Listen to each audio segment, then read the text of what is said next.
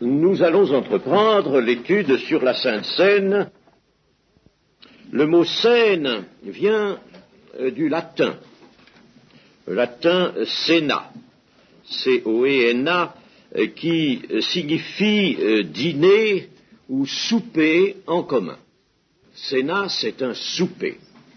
Et c'est en effet lors d'un souper, c'est-à-dire d'un dîner pris le soir, que le Seigneur institua ce que nous appelons maintenant la Sainte Seine.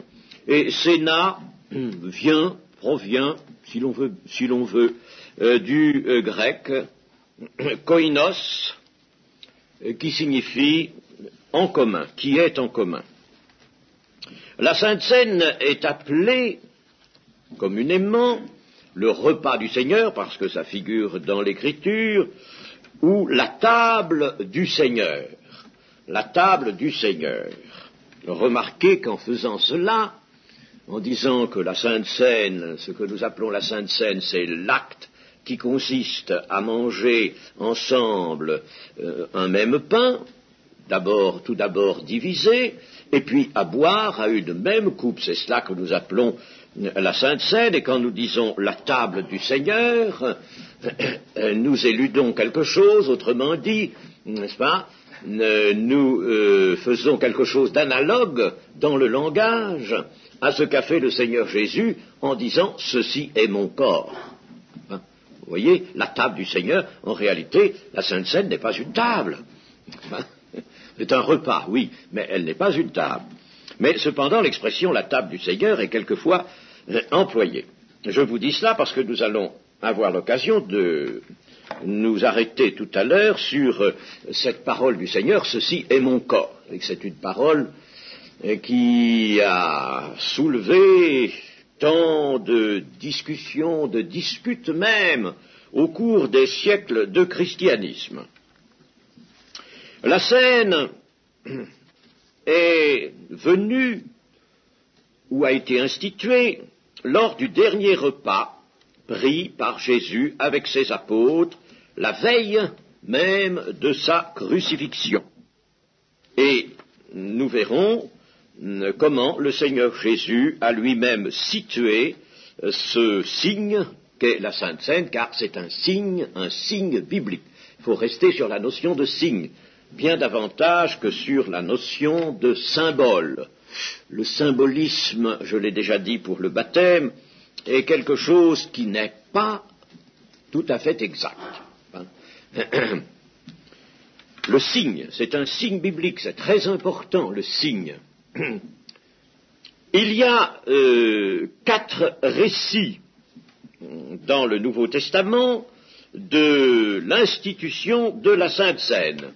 Ce sont les 3 synoptiques, c'est-à-dire Matthieu, Marc et Luc, et puis le chapitre 11 de la première épître de Paul aux Corinthiens.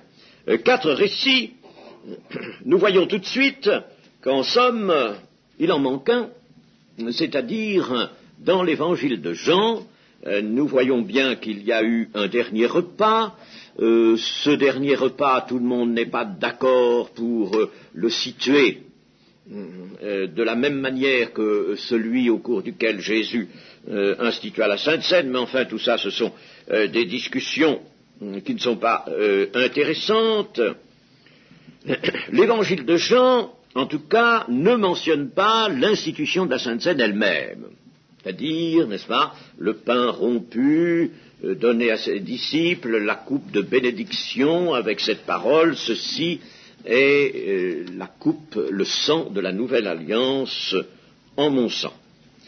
Et pourquoi Jean, l'évangéliste Jean, n'a-t-il pas repris le récit de la Sainte Seine? Je dis repris parce que son évangile a été écrit le dernier. Son évangile est le plus tardif. Eh bien, cet apôtre a laissé aux synoptiques, aux évangiles synoptiques, les 3 premiers, leur rédaction. Ils avaient présenté le récit de l'institution de la Sainte Seine, récit très simple, et Jean n'a pas été conduit par le Saint-Esprit à le reprendre. Il a repris certaines choses, mais Et il est loin d'avoir tout repris des évangiles synoptiques. Au contraire, en général, Jean, nous l'avons vu dans l'étude de cet évangile, Jean ajoute, Jean apporte des choses qui n'étaient pas dans les trois autres. C'est assez normal, n'est-ce pas? Il écrit, lui, en dernier, un évangile, et il est inspiré pour cela, alors il va apporter ce que les autres n'ont pas apporté. Il disposait d'ailleurs de vocation tout à fait particulière. Il était l'apôtre, ayant vocation à exprimer l'amour de Dieu.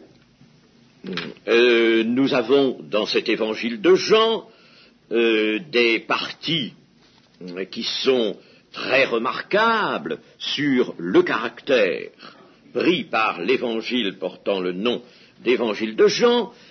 C'est un évangile qui se propose d'amener le lecteur à une connaissance spirituelle de l'amour et de la communion avec Christ, une connaissance spirituelle. Jean va nous montrer l'union spirituelle. Les autres se sont davantage attachés, le Saint-Esprit l'a voulu ainsi, bien sûr, ce ne sont pas les hommes qui librement en ont délibéré, mais le Saint-Esprit a voulu que les trois premiers évangélistes s'attachent au contraire davantage aux faits. Aux faits. Ils ont rapporté des faits, n'est-ce pas? Et c'était nécessaire, il nous fallait un assez grand nombre de faits pour servir de base à la foi chrétienne. Ils ont rapporté les faits, souvent sans en tirer la signification ou la valeur spirituelle. C'était leur mission. Ils ont donc rapporté l'institution de la Sainte Seine, et il n'y a pas grand-chose avec. Tandis que Jean, lui, n'est-ce pas, va transposer, ou pas transposer, mettons, va transporter plus exactement, n'est-ce pas, le récit sur les hauteurs de la connaissance spirituelle. Jean 6, par exemple, tout le chapitre 6 de l'évangile de Jean, dans lequel Jésus dira « Je suis le pain de vie ». Ma chair, celui qui mange ma chair et boit mon sang a la vie éternelle. Il expliquera ces choses ensuite. Dans Jean 15, le Seigneur alors montrera par l'image du cep et des sarments qu'il convient que ses disciples soient liés à lui et portent beaucoup de fruits. Toutes ces choses-là, n'est-ce pas, sont éminemment spirituelles. Vous ne trouvez pas l'équivalent de cela dans les synoptiques. Vous voyez que c'est très différent. Il y a une grande différence entre les trois synoptiques et l'évangile de Jean. Nous pouvons noter, lorsque nous comparons les quatre récits, je les ai là dans cette petite Bible séparée, quand nous les comparons, nous voyons ceci, notamment, il n'y a que des choses qui nous frappent, par exemple, « Faites ceci en mémoire de moi ». Eh bien, cette parole ne se trouve que dans Luc et dans 1 Corinthiens 11. Autrement dit, Matthieu et Marc ne citent pas cette parole. Ça ne veut pas dire qu'elle soit moins certaine que les autres, n'est-ce pas? Mais ça dit une chose, c'est que peut-être il n'y a pas eu volonté de Dieu d'apporter un accent, d'accentuer davantage cela. Par contre, les paroles du Seigneur, prenez, mangez, ceci est mon corps, avec aussi cette autre parole, ceci est mon sang, le sang de l'alliance, n'est-ce pas? Alors, dans ces deux paroles, il y a quelque chose de très caractéristique, ceci est mon corps, ceci est mon sang.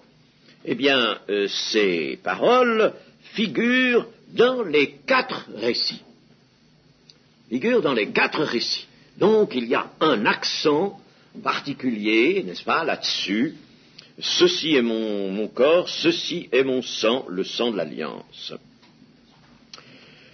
En outre, nous pouvons remarquer ceci, puisque, n'est-ce pas, pour nous, tous ces textes constituent une révélation, la révélation de Dieu, sur le sujet que nous étudions.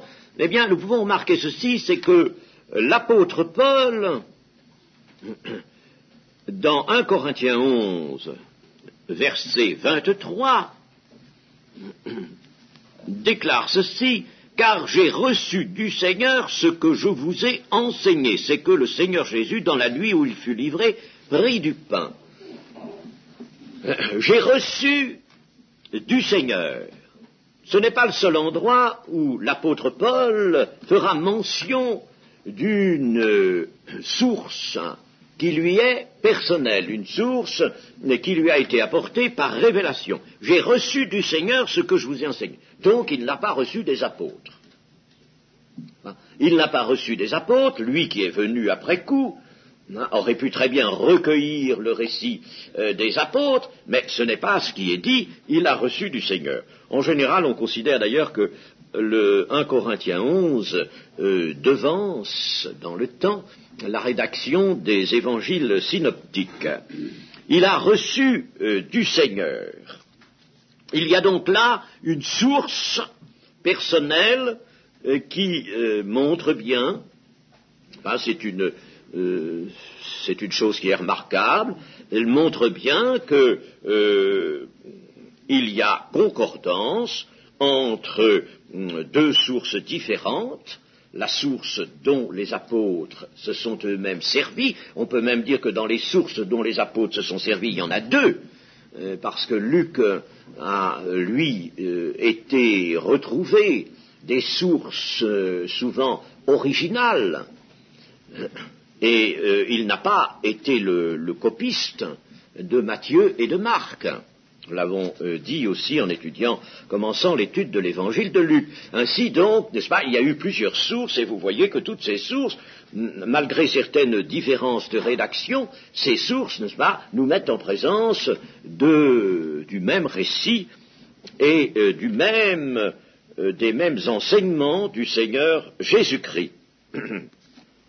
Nous allons lire le récit de Luc. Je ne veux pas vous faire lire maintenant les trois autres récits. Celui de 1 Corinthiens 11, on le lit très souvent dans les cultes du dimanche. Alors, voyons Luc 22 et verset 7. Celui de Matthieu est plus bref, celui de Marc est un peu plus étendu, et là nous avons je pense, le récit le plus complet dans l'évangile de Luc. Chapitre 22 de l'évangile de Luc, verset 7. Le jour des pains sans levain, où l'on devait immoler la Pâque, arriva, et Jésus envoya Pierre et Jean en disant « Allez, nous préparer la Pâque afin que nous la mangions. » Ils lui dirent « Où veux-tu que nous la préparions ?» Il leur répondit « Voici, quand vous serez entrés dans la ville, vous rencontrerez un homme portant une cruche d'eau. Suivez-le dans la maison où il entrera, et vous direz au maître de la maison, le maître te dit, où est le lieu où je mangerai la Pâque avec mes disciples? Et il vous montrera une grande chambre, haute, meublée, c'est là que vous préparerez la Pâque. Ils partirent et trouvèrent les choses comme il le leur avait dit, et ils préparèrent la Pâque. L'heure étant venue, il se mit à table, et les apôtres avec lui. Il leur dit, j'ai désiré vivement de manger cette Pâque avec vous avant de souffrir, car, je vous le dis, je ne la mangerai plus jusqu'à ce qu'elle soit accomplie dans le royaume de Dieu. Et, ayant pris une coupe et rendu grâce, il dit, prenez cette coupe et distribuez-la entre vous, car je vous le dis, je ne boirai plus désormais du fruit de la vigne jusqu'à ce que le royaume de Dieu soit venu. Jusqu'à ce que j'en boive du nouveau avec vous dans le royaume de Dieu, dit l'évangile de Marc. Ensuite, il prit du pain, et après avoir rendu grâce, il le rompit et le leur donna en disant, « Ceci est mon corps qui est donné pour vous, faites ceci en mémoire de moi. » Il prit de même la coupe après le souper, et la leur donna en disant, « Cette coupe est la nouvelle alliance en mon sang, qui est répandue pour vous. Cependant, voici la main de celui qui me livre est avec moi à cette table. » Le Fils de l'homme s'en va selon ce qui est déterminé, mais malheur à l'homme par qui il est livré. Et ils commencèrent à se demander les uns aux autres qui était celui d'entre eux qui ferait cela.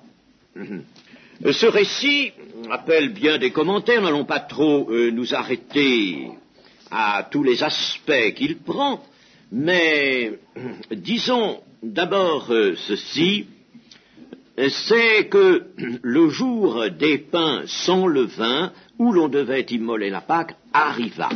Voici donc que Jésus va manger la Pâque, selon l'expression employée, avec ses disciples au jour même de la Pâque. Il va manger la Pâque. Et les disciples, dans d'autres textes d'ailleurs, les disciples eux-mêmes se questionnent pour savoir où ils allaient manger la Pâque avec leur maître.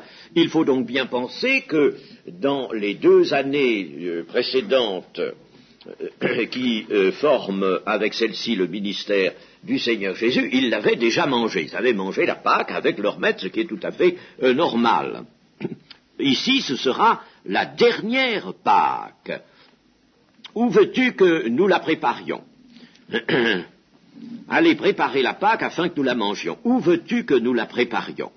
Et Jésus, alors, leur indique un moyen par lequel ils vont reconnaître la maison où il devra manger la Pâque avec ses disciples, et même s'adresser à un certain maître de maison qui prêtera une grande salle, une salle haute, une chambre, c'est-à-dire une grande chambre, une salle haute, meublée, c'est là que vous préparerez la Pâque. Alors, nous voyons ici au verset 10, « Voici quand vous serez entrés dans la ville, vous rencontrerez un homme portant une cruche d'eau, suivez-le dans la maison où il entrera, et vous direz au maître de la maison. » Mais le Seigneur leur dit cela assez longtemps à l'avance.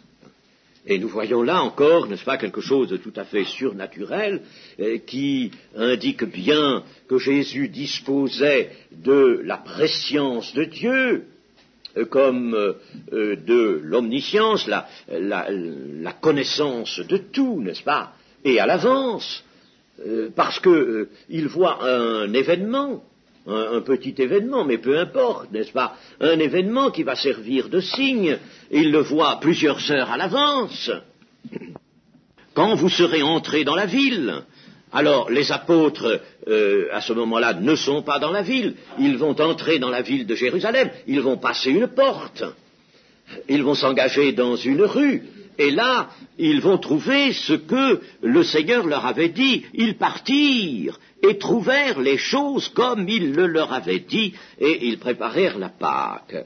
Ainsi, Jésus voit un événement, et même, n'est-ce pas, une coïncidence dans le temps, entre l'arrivée de ses disciples à un certain point de la ville, n'est-ce pas, et leur rencontre d'un homme qui porte une cruche d'eau et qui rentre dans une maison. Ils le suivent. Vous voyez, un événement qui va se produire quelques heures après, le Seigneur le voit, l'a situé, les choses seront telles dans le menu détail qu'il y aura en somme une synchronisation vue d'avance entre l'arrivée des apôtres à un certain endroit de la ville et le passage de cet homme portant une cruche, n'est-ce pas? C'est quelque chose d'extraordinaire, il faut s'arrêter à ça, bien sûr, n'est-ce pas? Alors, cela nous montre ceci, c'est que Dieu et Jésus, bien entendu, voient les événements d'avance. Si le Seigneur Jésus a pu faire cela, à une autre occasion, il a montré aussi qu'il voyait les choses à l'avance lorsqu'il a envoyé 2 de ses disciples vers le petit pays de Bethphagée pour détacher un âne n'est-ce pas, et le lui amener, et cela à une longue distance, après un détour du chemin. Par conséquent, c'est pas par la vue que Jésus avait pu savoir qu'il y avait un âne, le petit d'une ânesse qui était attaché quelque part. Hein. Voyez-vous, le Seigneur Jésus, par conséquent, n'est-ce pas, connaissait les événements à l'avance, de même qu'il pénétrait les cœurs, il connaissait les pensées des cœurs, il connaissait ce qui était dans l'homme. Mes amis, mais c'est très remarquable, mais c'est un enseignement de l'Évangile, ça, n'est-ce pas? Et aujourd'hui, alors qu'il est glorifié, alors qu'il est dans le ciel, il n'a plus ce pouvoir-là. Il l'a, n'est-ce pas? Il l'a, on pourrait presque dire, d'autant mieux, d'autant plus. C'est une vue humaine que nous apportons là. Mais enfin, n'est-ce pas, du fait qu'il est glorifié, qu'il est sorti de cette sorte de prison qu'était son corps, un corps semblable au nôtre, un corps inclus dans des limitations, il est sorti de là, n'est-ce pas? Et maintenant, il est assis à la droite de Dieu, par conséquent, n'est-ce pas? Il a une vue sur le monde entier, il a une vue notamment sur la terre tout entière, et il connaît les fils de l'homme, il les connaît un par un, il les voit, il pénètre leur cœur, il sait ce qui va leur arriver, il délivre des avertissements, qu'on n'écoute pas toujours, d'ailleurs, nous dit la Bible, n'est-ce pas? Qu'on n'écoute même pas souvent. Ah, il y a un sujet de réflexion là-dedans, n'est-ce pas? Il donne des avertissements. Mais le livre de Job nous dit, l'homme n'y est pas souvent attentif. Hein? Ah, moi, je crois qu'il y a un défaut de ce côté-là, n'est-ce pas? Le Seigneur Jésus, qui s'est appelé lui-même notre directeur, le directeur de notre conscience, de notre vie, qui est le conseiller, et qui voit tout, de la vue même de Dieu, n'est-ce pas? La vue de Dieu, il la possède, il l'a, il est Dieu.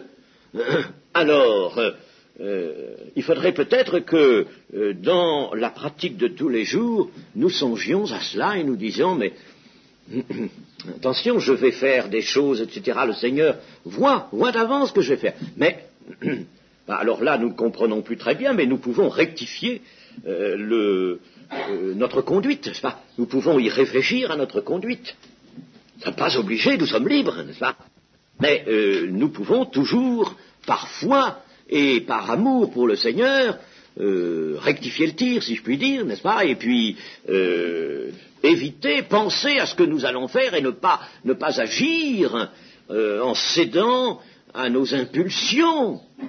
Mais ça, n'est-ce pas, un chrétien n'est pas celui qui cède à ses impulsions. Chrétien, c'est celui qui est conduit, n'est-ce pas, par l'Esprit de Dieu. Or, l'Esprit de Dieu ne va pas nous dire, tu vas prendre telle rue, tu vas tourner à droite, à gauche, tu verras ceci, cela. Mais, par une voie spirituelle, le Saint-Esprit va nous dire, attention, il y a une chose qui est sage. Il y a telle chose qui est sage que tu peux faire. Il y a telle autre chose qui ne l'est pas. Il y a telle autre chose qui se situe dans le bien. Il y a une autre chose qui se situe dans le mal. Attention, tu dois avoir un discernement. Choisis toi-même. Voilà l'école du Seigneur. Veut nous apprendre à discerner. Enfin, nous voyons ici, n'est-ce pas, comment, dans une circonstance comme celle-là, le Seigneur va guider ses apôtres à l'avance. Il voit les choses, les événements. C'est merveilleux, ça. Alors, n'appliquons pas aux évangiles notre raisonnement, n'est-ce pas? Il n'a rien à faire en tout cela. Il n'y a que notre foi. Nous avons vu ceci au sujet de ce récit au chapitre 22 de Luc, dont nous sommes, verset 15, il leur dit, j'ai désiré vivement de manger cette Pâque avec vous, c'est la dernière Pâque, avant de souffrir, car je vous le dis, je ne la mangerai plus. C'est fini. Je ne la mangerai plus jusqu'à ce qu'elle soit accomplie dans le royaume de Dieu. C'est fini. C'est la dernière Pâque. Avec les membres de l'Église, n'est-ce pas? Le Seigneur Jésus n'a plus de Pâques à manger. Nous n'avons plus, nous, de Pâques à faire. Et les Juifs qui se convertissent cessent d'accomplir la Pâque. Et la Pâque se trouve remplacée par un autre signe qui est la Sainte Cède. Et pourquoi la Pâque doit-elle prendre fin? Car vous savez quelle était la signification de la Pâque, l'agneau pascal que l'on mangeait que l'on mangeait, les reins sains, c'est-à-dire entourés de cette ceinture que l'on mettait pour la marche, le bâton à la main, les souliers aux pieds, les chaussures aux pieds, n'est-ce pas? Et on mangeait cela debout, on mangeait la Pâque, l'agneau tout entier, et il fallait partir, cela, la première Pâque en Égypte, n'est-ce pas? Et ensuite, la Pâque était la rémémoration de ce grand événement de la délivrance d'Égypte. L'agneau avait été immolé et l'on s'était servi de son sang pour asperger le linteau de la porte et les deux montants de la porte. On avait aspergé, autrement dit, l'encadrement de la porte avec le sang de cet agneau. Et l'agneau lui-même figurait donc le sacrifice par lequel le peuple d'Israël avait été délivré d'esclavage, retiré à l'esclavage, arraché à main forte et à bras étendus de l'esclavage d'Égypte. Mais voici que maintenant, alors que Jésus ouvre la nouvelle alliance, alors quelque chose de nouveau se produit. 1 Corinthiens 5, verset 7, 1 Corinthiens 5, verset 7, faites disparaître le vieux levain afin que vous soyez une pâte nouvelle, puisque vous êtes sans levain, car Christ, notre Pâque, a été immolé. Ah, c'est que la Pâque, la vraie Pâque, va être immolée. Et l'on va manger la vraie Pâque. C'est pour ça que Jésus a dit, celui qui mange ma chair et qui boit mon sang. On va, bien sûr, dans la Pâque juive, on ne buvait pas le sang. Ah, c'est quelque chose que le Seigneur Jésus ajoute, n'est-ce pas, bien sûr, à l'image de la Pâque juive. Mais enfin, il y a quand même une relation avec la Pâque juive, une relation très évidente. Le Christ devient lui-même l'agneau pascal. Et alors, à cette dernière page de l'image qu'était la Pâque juive, car la Pâque avait une image, et l'image c'était l'agneau, qu'il fallait manger tout entier sans en rien laisser. Comme nous, n'est-ce pas, nous prenons Christ tout entier. Prenons pas une partie de Christ, nous ne prenons pas une partie des bienfaits que nous pourrions trouver en lui, n'est-ce pas? Mais par la foi, nous prenons tout ce qui est de Christ. Il est rédemption, il est justification, il est sagesse, nous prenons tout, nous mangeons tout, n'est-ce pas? Eh bien, l'agneau était donc l'image de la Pâque, la grande image. Je ne sais pas si les Juifs comprenaient bien, si ils voyaient là, n'est-ce pas, un certain sacrifice qui, en somme, était là devant eux. Ils faisaient bien des sacrifices, mais la Pâque était quelque chose de tout à fait particulier dans l'année religieuse. Alors, l'image va s'en aller parce que le véritable agneau pascal paraît et il va être immolé. C'était dans la nuit où il fut livré, n'est-ce pas? Le véritable agneau pascal vient de l'image, on passe en somme à la réalité. Alors la scène prend la place de la Pâque. On ne va pas conserver la Pâque.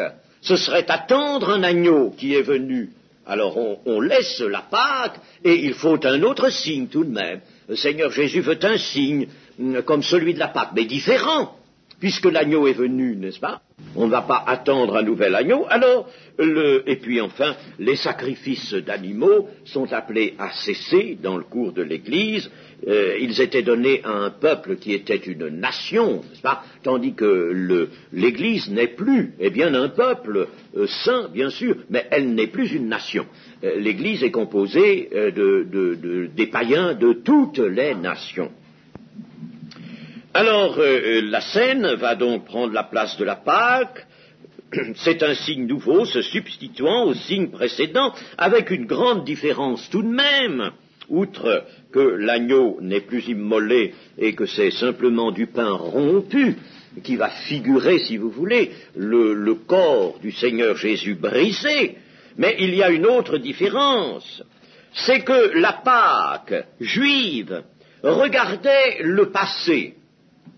Seulement, n'est-ce pas, il fallait pour l'avenir, pour le futur, discerner dans l'agneau un sacrifice qui allait venir, mais vous savez que les choses qui sont enseignées dans le Nouveau Testament, la venue, autrement dit, de l'Alliance nouvelle avec tout ce qu'elle comporte, étaient voilées pour les Juifs, n'est-ce pas, c'était voilé, ils avaient un voile, pourtant c'était révélé dans l'Ancien Testament, mais ils ne comprenaient pas, car c'est en Christ, nous dit l'apôtre Paul, n'est-ce pas, que l'on comprend que tout se découvre et que tout se révèle sous le véritable jour.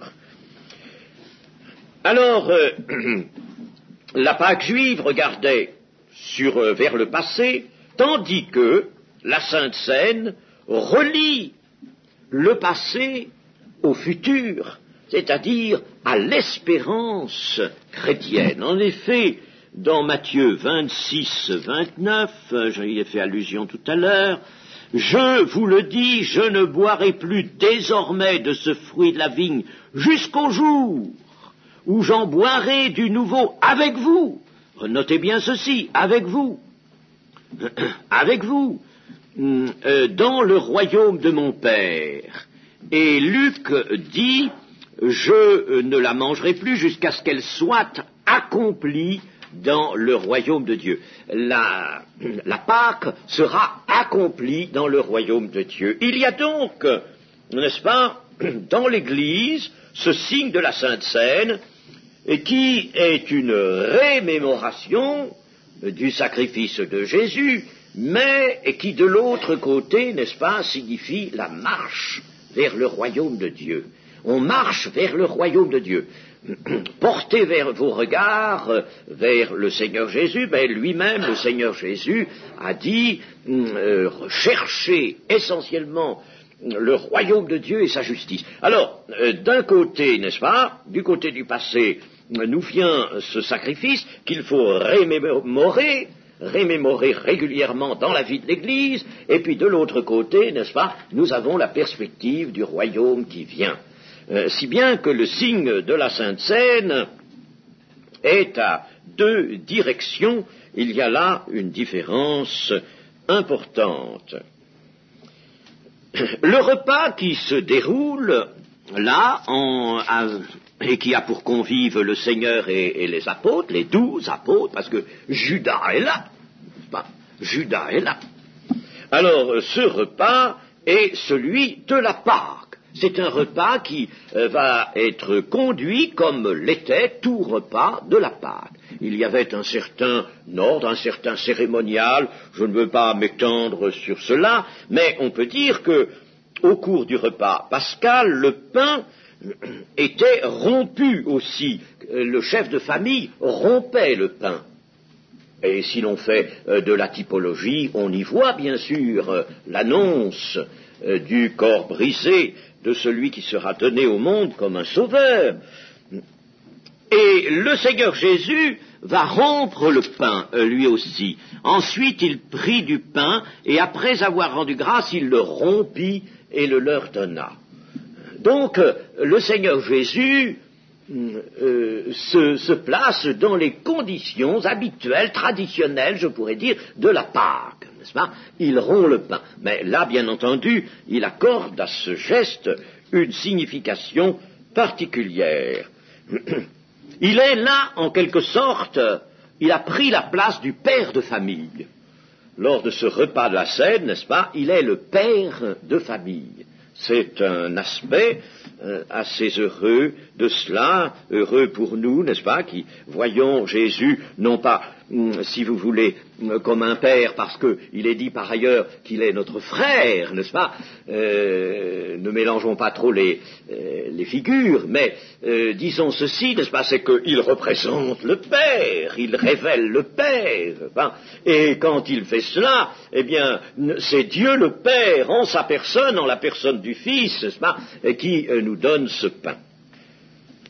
Et puis, remarquons ceci, c'est que dans le récit de Luc, nous avons une décomposition qui n'existe pas dans les autres récits, au verset 17. Et ayant pris une coupe et rendu grâce, il dit, prenez cette coupe et distribuez-la entre vous, car je vous le dis, je ne boirai plus désormais du fruit de la vigne.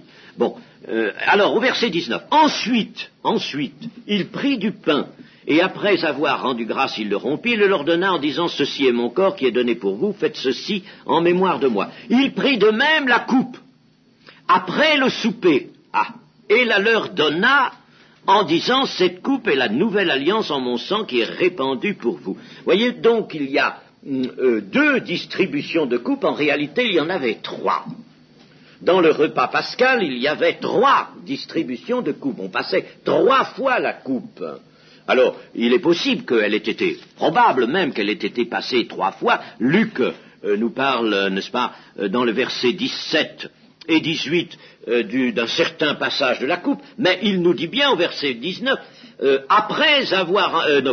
au verset 20, il prit de même la coupe après le souper. C'était la dernière coupe qui était passée après le repas. Et c'est cette coupe-là qui était appelée la coupe de bénédiction. Et c'est ainsi que Paul l'appelle, vous savez, n'est-ce pas, dans les Corinthiens, la coupe de bénédiction. C'était la 3e. Quand ils eurent dîné, elle est offerte après le dîner. Et c'est cette coupe-là qui est la coupe de l'alliance, une coupe de bénédiction. La nouvelle alliance en mon sang, évidemment, cela, n'est-ce pas, nous ramène à Jérémie, la prophétie de Jérémie 31, mais cette prophétie, nous la trouvons dans l'épître aux Hébreux, elle est reprise dans l'épître aux Hébreux, au chapitre 8, et mettons le verset 8, car c'est avec l'expression d'un blâme que le Seigneur dit à Israël, voici les jours viennent, dit le Seigneur, où je ferai avec la maison d'Israël et la maison de Juda une alliance nouvelle, non comme l'alliance que je traitais avec leur père, le jour où je les saisis par la main pour les faire sortir du pays d'Égypte, car ils n'ont pas persévéré dans mon alliance, et moi aussi je ne me suis pas soucié d'eux, dit le Seigneur. Mais voici l'alliance que je ferai avec la maison d'Israël après ces jours-là, dit le Seigneur, je mettrai mes lois dans leur esprit, je les écrirai dans leur cœur, et je serai leur Dieu, ils seront mon peuple. Aucun n'enseignera plus son concitoyen ni aucun son frère en disant « Connais le Seigneur », car tous me connaîtront depuis le plus petit jusqu'au plus grand, parce que je pardonnerai leurs iniquités, que je ne me souviendrai plus de leurs péchés. En disant une alliance nouvelle, il a déclaré la première ancienne. Or, ce qui est ancien, ce qui a vieilli, est prêt de disparaître.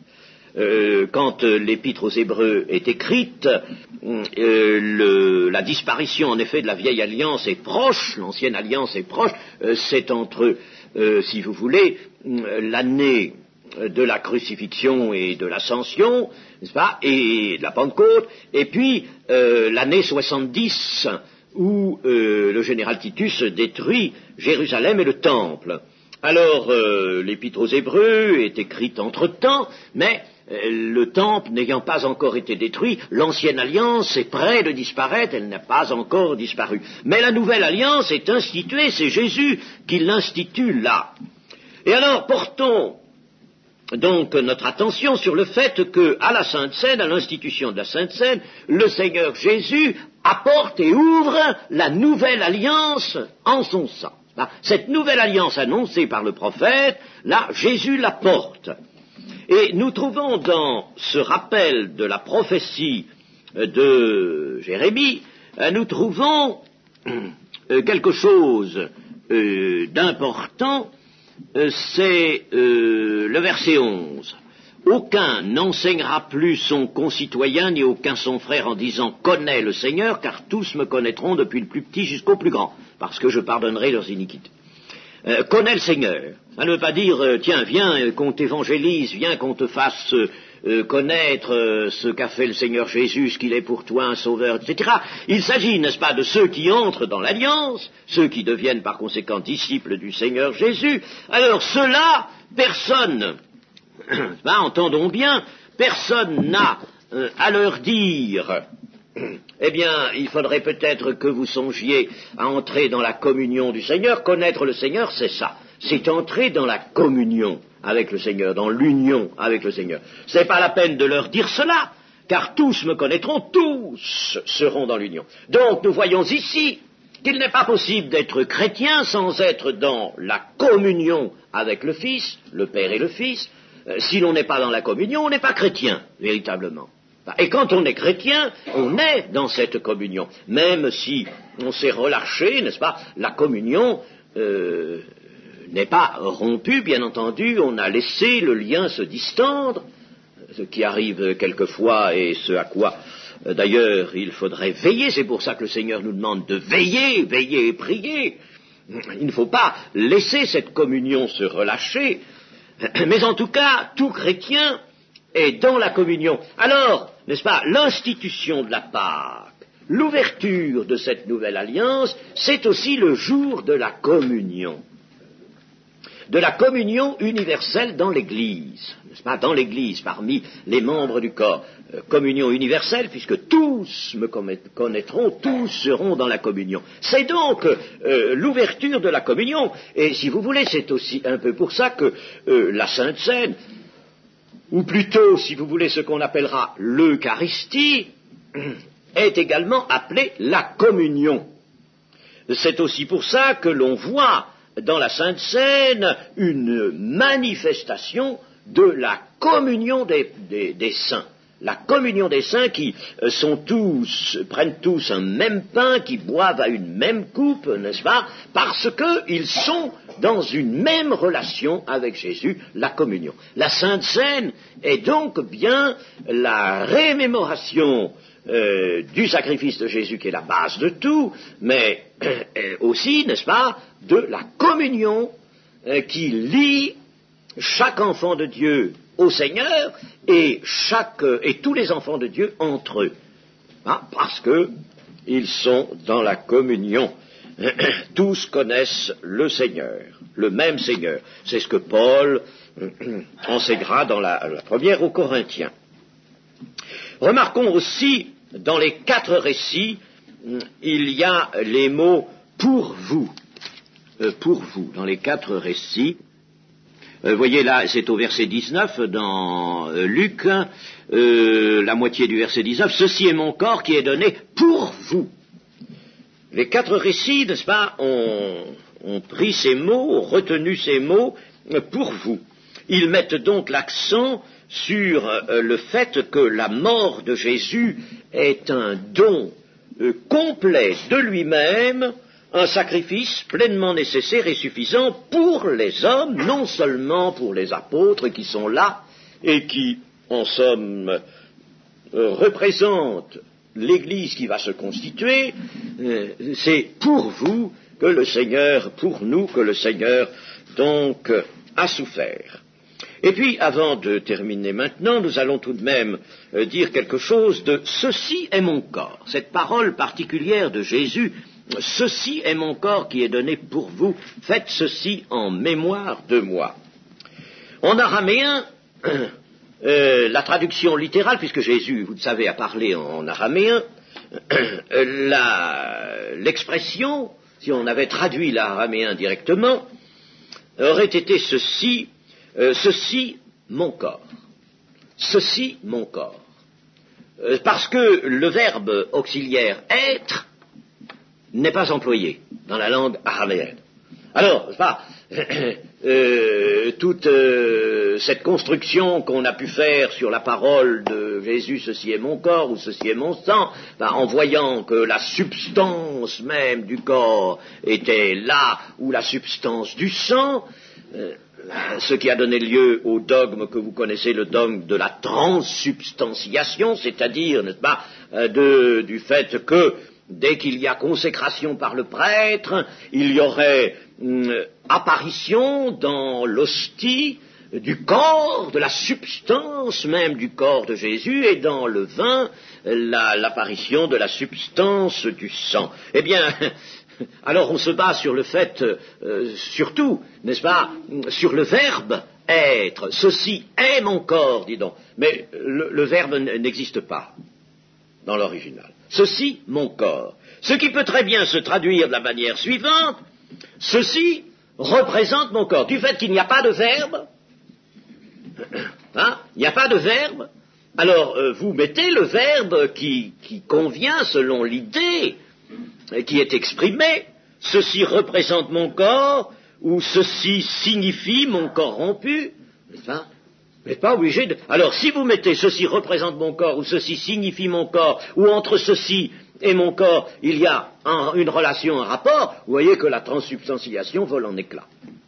Elle n'a plus de base, déjà, enfin, indépendamment de tout ce qu'on peut en dire autrement, mais elle n'a plus de base là. Enfin, alors, vraiment, on voit bien, n'est-ce pas, parce que le catholicisme a disposé tout de même d'exégètes, de gens qui connaissaient très bien les langues anciennes, n'est-ce pas, et ne manque pas de savants même, disons, dans le catholicisme. Alors, ces choses-là que je vous dis là, ils les savent très bien, n'est-ce pas, mais malgré tout ce qui touche au dogme, n'est-ce pas, il faut rien en dire, alors... on laisse les choses en l'état. On se sert de la traduction, en somme, en français ou dans les langues vernaculaires, comme on dit, n'est-ce pas, des écritures, où il y a le verbe auxiliaire être. On se sert de ça pour dire, voyez-vous, ceci, c'est-à-dire le pain, n'est-ce pas, est le corps de Jésus, littéralement entendu. Eh bien, c'est pas vrai, puisqu'on peut mettre un tout autre verbe que le verbe être. De tout sens, en admettant que le verbe être soit à conserver dans la parole du Seigneur Jésus, en admettant, n'est-ce pas, qu'il soit à conserver, eh bien, il est évident que ce verbe auxiliaire, n'est-ce pas, ne doit pas autoriser une traduction tout à fait littérale, et qu'on emploie souvent dans la langue courante le verbe être pour signifier une comparaison. Par exemple, si je dis de quelqu'un, un tel est le bras droit de tel autre, ça se dit ça. Mais un tel, prenons par exemple notre frère qui est là en face de moi, le frère Montaureau, n'est-ce pas, il est le bras droit de... Enfin, en admettant qu'il soit le bras droit de quelqu'un, n'est-ce pas, ben, il est tout de même pas un bras, n'est-ce pas, et il est tout de même pas la substance d'un autre, n'est-ce pas, il est sa propre substance, n'est-ce pas, mais on le dit, on emploie le verbe être. Quelqu'un, un tel, est le bras droit d'un autre. Alors, vous voyez bien que dans le langage courant, il n'y a pas toujours, avec l'emploi de l'auxiliaire être, il n'y a pas toujours identité substantielle. Il n'y a pas identité substantielle, on l'emploie pour une comparaison très facilement. Alors, tout de même, non, vous savez, on peut dire que ce dogme de la transsubstantiation, n'est-ce pas, est sorti pas de l'exégèse, bien est absolument étranger à toute exégèse des textes bibliques, n'est-ce pas. On veut l'autoriser des textes. C'est pas vrai, n'est-ce pas? En réalité, il est né dans une tradition confuse et malheureuse. Et puis, quand on regarde comment la Bible s'exprime, on verra que ce que disait le Seigneur là, ceci est mon corps ou ceci est mon sang, mais c'était une expression employée couramment, employée dans les Écritures, pour parler d'un rapprochement, d'une comparaison. Prenons par exemple Genèse 17:10. Genèse 17:10. C'est ici mon alliance que vous garderez entre moi et vous, et ta postérité après toi, tout mâle parmi vous sera circoncis. Alors, c'est la circoncision. Eh bien, c'est ici, vous voyez, il y a le verbe être, c'est ici, hein, la circoncision est mon alliance. Voilà le verbe être employé là pour signifier un rapprochement entre deux choses, n'est-ce pas, qui ne se confondent pas l'une avec l'autre. 41-26, toujours en Genèse, 41-26. Les 7 vaches belles sont 7 années et les 7 épibaux sont 7 années, c'est un seul son. Vous voyez, son, le verbe être, n'est-ce pas, et tout de même une différence entre des vaches et des années. Hein? Il y a une différence, n'est-ce pas? Et on ne peut pas dire que littéralement, des vaches, ce sont des années. Non, ce qui est dit ici, c'est que les 7 vaches annoncent ou représentent 7 années. Elles sont la figure de 7 années. Hein? Voyez-vous, c'est le verbe être qui est employé là. Et puis, ce n'est pas la peine d'aller chercher d'autres passages, mais on en trouve dans la Bible, n'est-ce pas, où il y a l'emploi du verbe auxiliaire, être, pour rapprocher deux choses dont l'une, n'est-ce pas, signifie l'autre, par exemple. Alors, ceci, le pain que j'ai là, eh bien, va signifier mon corps. Il va y avoir une relation entre le pain que je romps et que vous romprez à votre tour en faisant cela, n'est-ce pas, et que vous mangerez. Il va y avoir une relation entre cela et mon corps rompu pour vous. Alors, comme ça se comprend très bien, n'est-ce pas, évidemment. C'est malheureux qu'on soit obligé, n'est-ce pas, de préciser ces choses, parce que je crois même que les gens de l'Église primitive, qui n'étaient pas toujours des gens très cultivés, très instruits, il y avait même pas mal d'analphabètes, certainement, n'est-ce pas, ils comprenaient ces choses-là, tout simplement. Il a fallu, n'est-ce pas, cette tradition honteuse et vraiment, n'est-ce pas, idolâtre, parce que, n'est-ce pas, nous étions déjà tombés, ça sort de l'idolâtrie, de vouloir que le pain, n'est-ce pas, se transforme en corps, en substance du corps de Jésus. Et puis, nous pouvons noter ceci, on le fait souvent, n'est-ce pas, c'est que Jésus a dit, je suis le pain de vie. Bon, je suis la lumière du monde, je suis la porte. La porte, Jésus n'est pas, on ne va pas dire qu'il est une porte, que son corps se transforme en porte, n'est-ce pas? Mais là, dans l'enseignement qu'il donne, n'est-ce pas, son corps, n'est-ce pas, est la porte par laquelle il faut passer. Et l'enseignement du Seigneur Jésus était très vivant, parce que dans les pâturages, n'est-ce pas, de ce temps, comme cela pourrait peut-être être trouvé encore maintenant, il y avait, n'est-ce pas, des pâturages qui étaient entourés de murs de pierres sèches.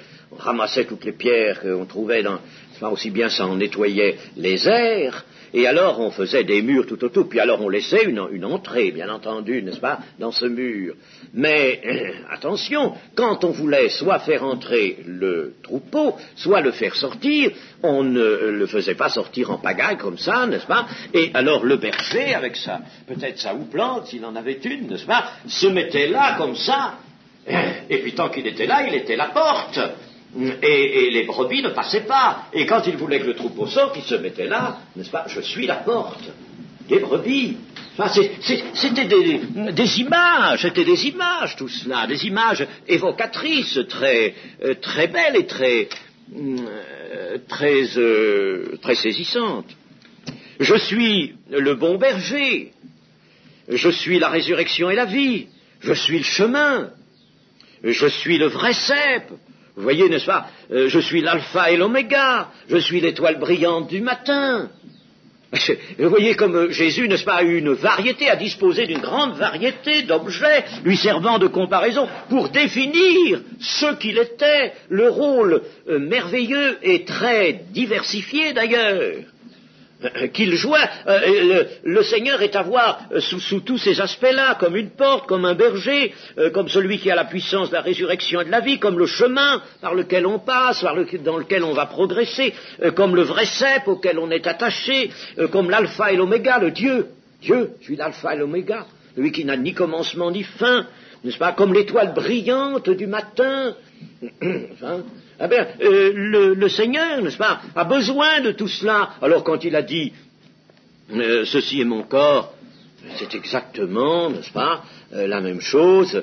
Le pain va nous amener la pensée du chrétien à considérer le corps brisé. Parce que le considérer d'une façon abstraite, c'était pas suffisant, il fallait un signe, rompre le pain, on considère, n'est-ce pas, là, le corps brisé du Seigneur. Voilà, eh bien nous allons nous arrêter là maintenant.